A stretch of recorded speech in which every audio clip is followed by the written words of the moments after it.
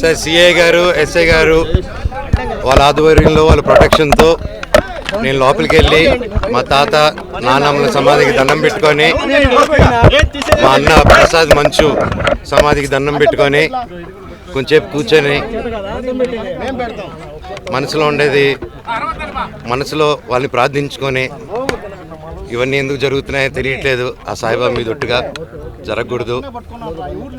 దీనికి ఎందుకని నాకు పరిష్కారం తెలిస్తే బాగుంటుంది అని తెలుసుకుంటాను. తెలుసుకునేంత వరకు ఆగను ఎందుకు ఇదంతా అనేది. అండ్ జస్ట్ ఒక స్టూడెంట్స్ కోసం అండ్ ఇక్కడున్న లోకల్ ప్రజల కోసం ఈ ప్రైవేట్ హాస్టల్స్ మీద జరిగే అన్యాయాలు వీటిని నేను క్వశ్చన్ చేశాను, మెసేజ్ చేశాను. దానికి ఈరోజు నన్ను హైదరాబాద్ ఇంట్లో రానియకుండా ప్రయత్నించడం నా పిల్లలు ఉండగా, అలాగే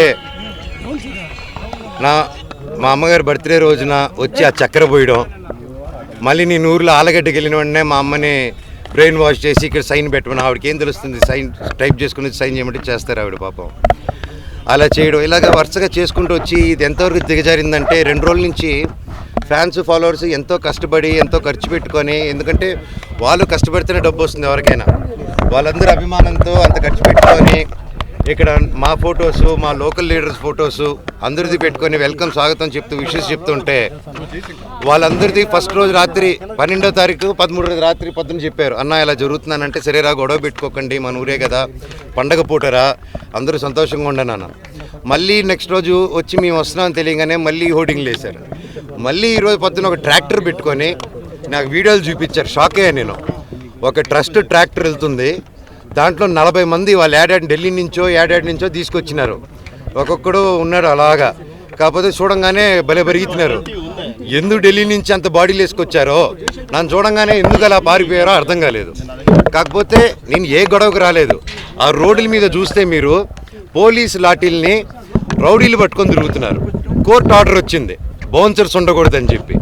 క్యాంపస్ సెక్యూరిటీ ఉంటే ఓకే, క్యాంపస్లో ఆర్మీ ఆఫీసర్స్ ఉన్నారు, గొప్ప గొప్ప సెక్యూరిటీ సిబ్బంది ఉంది, వాళ్ళందరికీ రెస్పెక్ట్ నాది. కాకపోతే వీళ్ళెవరో బయట నుంచి రౌడీలు తీసుకొచ్చేసి కేవలం నేను సిఐ గారి మాట, ఎస్ఐ గారి మాట, డిఎస్పీ గారి మాట, పోలీస్ సిబ్బంది మాట వినే నేను ఈరోజు వెనక తిరిగి వెళ్తున్నాను మర్యాదతో. అంతేగాని ఆ బౌన్సర్స్ని రౌడీల్ని రమ్మనని నేను ఒక్కడి చాలు వాళ్ళందరికీ. అర్థమైందా అండి? సో నాకు ఏ గొడవకు రావట్లేదు, ఏ దీనికి రావట్లేదు. నాకు రాలేదండి, నాకు I didn't receive it yet. నేను ఈరోజు వస్తే నాకు జిరాక్స్ కాపీ ఇచ్చారు ఎస్ఐ గారు. ఆయన చూపిస్తున్నారా అది నాకు ఇవ్వండి సార్ అంటే తీసుకొని బయలుదేరాను నేను. వాళ్ళందరూ ఎవరైతే మీ కెమెరాలో క్యాప్చర్ చేశారో మీరు దయచేసి వాళ్ళు ఎవరు ఇప్పుడు గోడ నుంచి కూడా దూకారు వాళ్ళు రౌడీలు. దూకి ఇప్పుడు మీరందరూ ఉన్నారని లాఠీలు మీరు చూసారు కదా లాఠీలలాగా, వాళ్ళు ఎవరో తెలియదు. ఇందాక ముని గారు ఉన్నారు, నేను హగ్గిచ్చిన 2-3 అన్న సురేంద్ర ముని ఈ పాతలందరూ ఓకే మాకు తెలుసు. నేను పాతలు చెప్పినా ఆగిపోతా నేను. అంత వాళ్ళు బాధపడుతున్నారు, కంట్లో నీళ్ళు పెట్టుకుని ఉన్నారు. కాకపోతే వాళ్ళు ఎవరో కొత్త రౌడీలు వచ్చేసి ఎవరు అంటే మేము వినట్లేదు, మీరే చూశారు వాళ్ళ బిహేవియరు. టక్కన ఒకటి ఎక్కి దగ్గర రానగానే పారిపోయారు వాళ్ళు. మన ఊరు వాళ్ళు పారిపోరండి, మన లోకల్ వాళ్ళు అన్న అని మాట్లాడుకుంటారు. ఈ రౌడీలు తెస్తే రౌడీలు కిరాయికి వచ్చిన వాళ్ళు పారిపోక ఇంట్లో కూర్చొని కూర వండి పెడతారు మనకి. వాళ్ళ వైపు ఎవరు లేరు సార్, ఎంప్లాయీలు తప్ప. ఎంప్లాయీలు కూడా ఫోర్స్ఫుల్గా వస్తున్నారు.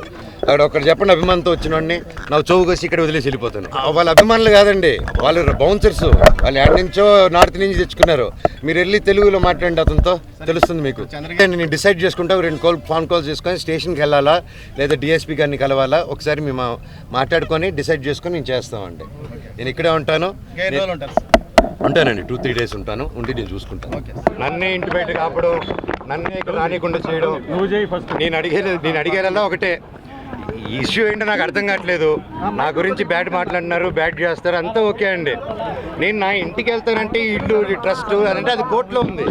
కోర్టు డిసైడ్ చేయను, ఆనరబుల్ కోర్టు డిసైడ్ చేసినట్టు మనం ఫాలో అవుదాము. కాకపోతే నేను ఎస్ఐ గారిని, సిఐ గారిని అందరినీ రెస్పెక్ట్ చేస్తాను, అందరిని గౌరవిస్తాను. డిఎస్పీ గారితో కూడా మాట్లాడాను, మేము వెళ్ళిపోతాము. కాకపోతే ఎందువల్ల ఆపుతున్నారో అర్థం చేసుకున్నాను. ఇప్పుడు నేను తాత నాన్నమ్మ సమాధికి వెళ్దాం అనుకుంటున్నాను.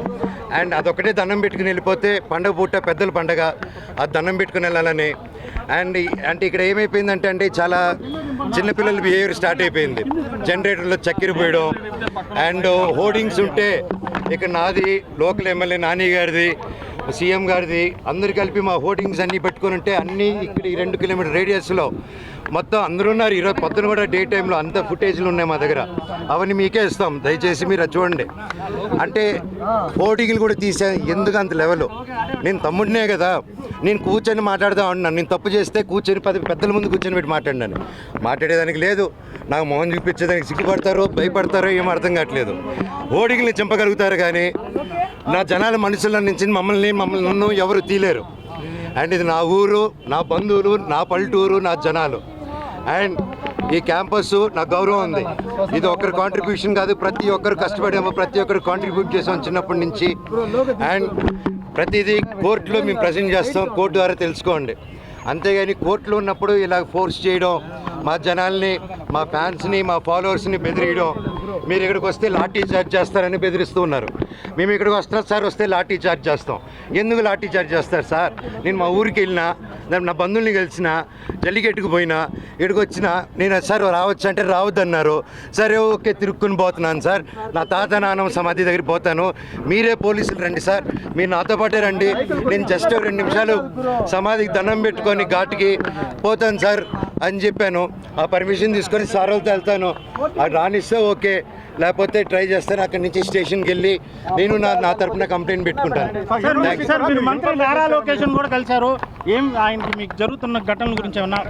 లేదండి, మేము ఏదో పర్సనల్గా కలుసుకున్నాం కానీ వేరే ఏం లేదండి.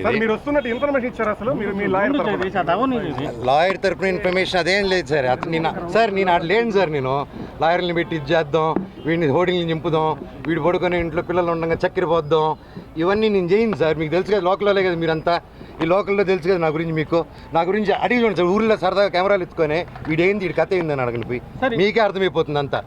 నేను కేవలం నేను అడిగిందల్లా ఒకటే, ఇక్కడ జనాలు, హాస్టల్ పిల్లకాయలు, అండ్ ఆ తర్వాత బయట చదివే హాస్టల్స్ దగ్గర కూడా క్యాష్ డిమాండ్ చేద్దాం. ఈ హేమాద్రి నాయుడు వీళ్ళందరూ కలిసి, అండ్ వాళ్ళ దగ్గర వాట్సాప్ చాట్లన్నీ ఉన్నాయి సార్, బెదిరించిన హాస్టల్ అంతా ఖాళీలు చేపించడం. అండ్ ఎలా సార్, ఒక ప్రైవేట్ వాళ్ళకి సొంత, నేను ఒక కంపెనీ ఓపెన్ చేసి, వల్మరన్ కంపెనీ ఓపెన్ చేసి నేనే అది చేయలేను కదా సార్ అవన్నీ. సో నేను అడిగా, స్టూడెంట్స్కి ప్రాబ్లం అవుతుంది, ఇక్కడ ఉన్న విలేజర్స్ ప్రాబ్లం అవుతుంది, అందరూ మన వాళ్ళు, ఎట్టా వీళ్ళకి ఏదో ఒకటి చేయాలి కదా, మనం కూర్చొని మాట్లాడతాము, ఇబ్బందులు అవుతున్నాయి నాన్న, మీ వరకు రావట్లేదు అంటే నాన్నగారు వరకు రీచ్ అయ్యేలా కూడా నేను తీసుకెళ్ళట్లేదు. ఒకవేళ అటు వెళ్తున్నానంటే ఆరోపణలు, ఇంటి గేట్లు వేసాడు, మాకు నాన్నకేదో చెప్పాడు, మీ అందరూ కళ్ళు మప్పడం. అండ్ అక్కడ ఇన్ని సంవత్సరాలు లేనిది సడన్గా ఇక్కడ ఈరోజు హోర్డింగ్ చూశారు, ఎవరెవరితో హోర్డింగ్ చేసుకున్నారు మీరే చూశారు. నేను పోయినసారి వచ్చి స్టూడెంట్స్ ఊరోళ్ళతో మాట్లాడి వెళ్ళిన తర్వాత పరిగెత్తుకుంటూ వెళ్ళి లొకేషన్ గారికి కలిశారు విష్ణు గారు అండ్ ప్రతి ఒక్కరు. అండ్ ఎందుకు ఆ భయం, ఎందుకు నేనేం చేస్తాను, ఏం లేదు కదా, కూర్చొని మాట్లాడేదానికి ఎందుకు. ఎనీవేస్, నేను గొడవకు రాలేదు, ఇక్కడ ఆపారు కాబట్టి చెప్పాను. అందరికీ కనుమ శుభాకాంక్షలు. నేను తాతగారి సమాధి, నానమ్మ తాతగారి సమాధి, అలాగే అక్కడ నా కజిన్ బ్రదర్ ప్రసాద్ అన్న, మంచు ప్రసాద్, ఆయన సమాధి కూడా ఉంది అక్కడ. నేను జస్ట్ దండం పెట్టుకుని వెళ్తానన్నా, అంతకుమించి ఇప్పుడు తాత నానమ్మ సమాధికి దండం పెట్టుకుంటానని లాఠీ చార్జ్ చేస్తే పర్వాలేదు, తాత నానమ్మ కోసం దెబ్బలు తింటాను. వేరే ఏం లేదండి, నేను ఎప్పుడు వచ్చినా వెళ్తాను. మా ఊరు నారవరపల్లి కూడా, సో అక్కడికి వెళ్ళిన నా బంధువులు నేను కలుసుకుని వచ్చినాను. వాళ్ళని ఈ ఇష్యూలో నేను ఇన్వాల్వ్ చేయలేదు. నేను లోకేష్ గారిని కూడా, గారిని కూడా సార్ నాకు ఇలా చేయండి, నాకు ఇబ్బంది పెడుతుంది, నేను ఎవరిని అడగలేదు. ఎందుకంటే ఇది నాది, నా ఒక్కడిది నేను డీల్ చేసుకుంటాను. పర్మిషన్ ఇచ్చారా సార్? తాత నాన్న పర్మిషన్ మీరు తీసుకొని వెళ్తారా? మీ తాత నాన్న ఇక్కడికి మీరు మీ ఇంట్లో వెళ్ళేదానికి అడ్డుకున్నారు. అదొక ఇల్లు అంటే ఆయన ఉన్నారు, నాన్నగారు ఉండి రావద్దన్నారు కాబట్టి ఓకే. ఇప్పుడు తాత నాన్న సమాధికి ఇప్పుడు ఎట్టది మీరే చెప్పండి, న్యాయమా న్యాయం? అది వెళ్ళకూడదు. నా కోర్టు ఆర్డర్ రాలేదన్నా, సర్టిఫికేట్ రాలేదు. ఇప్పుడు నాకు ఆయన జిరాక్స్ కాపీ ఇస్తే తప్ప అది వచ్చింది. నాకు first of all xerox copy ఆయనకి ఎవరు ఇచ్చారో తెలియాలి కదా, నేను స్టేషన్కి వెళ్ళి అదే అడుగుతాను.